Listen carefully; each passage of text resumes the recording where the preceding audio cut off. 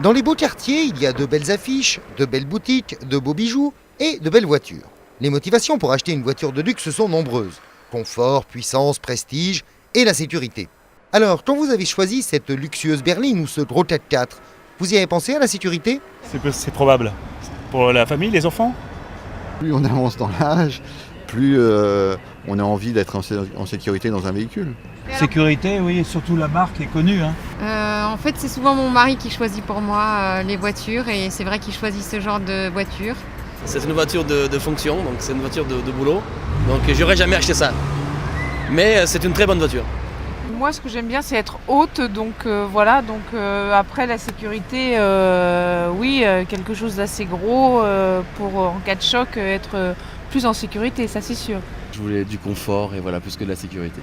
Pourtant, dans les salons et la publicité, la sécurité est un argument clé.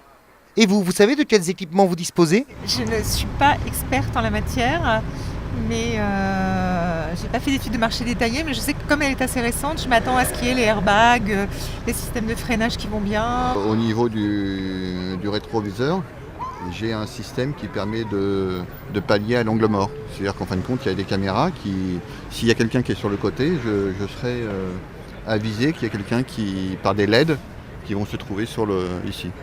Les équipements de sécurité. Les scanners pour les soucoupes volantes. Il y a tout ce qu'il faut dedans, donc... Faut poser la question au constructeur. J'ai notamment l'airbag. Surtout le régulateur de vitesse et la stabilité sur la route. Il y a un système de caméra et si devant il y a un véhicule qui freine mon véhicule, en fin de compte, me signale par un bip et donc un message aussi visuel pour me dire attention, il y a quelque chose qui se prépare devant vous. Je crois que c'est mieux pour le freinage, je crois qu'il y a plus d'ABS qui traînent dans la voiture. Mais heureusement, dans ce genre de voiture, comme on est très haut, on a moins de risques évidemment qu'une petite voiture qui est très basse. On est mieux là-dedans que dans une Smart, c'est sûr. Bon alors, conclusion, ça vaut le coup une grosse voiture de luxe ? Les voitures de luxe, moi je vois qu'elles tiennent sur la chaussée. Donc l'adhérence, c'est surtout ça moi qui m'intéresse dans les véhicules. La carrosserie aussi, ça compte énormément parce que s'il pleut, s'il y a du verglas, on n'est pas totalement à l'abri avec des véhicules haut de gamme, mais quand même on prend quand même moins de risques.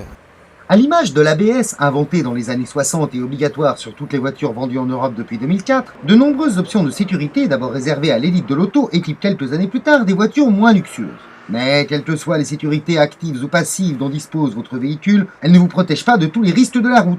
Et n'oublions jamais que le premier équipement de sécurité d'une voiture, c'est son conducteur.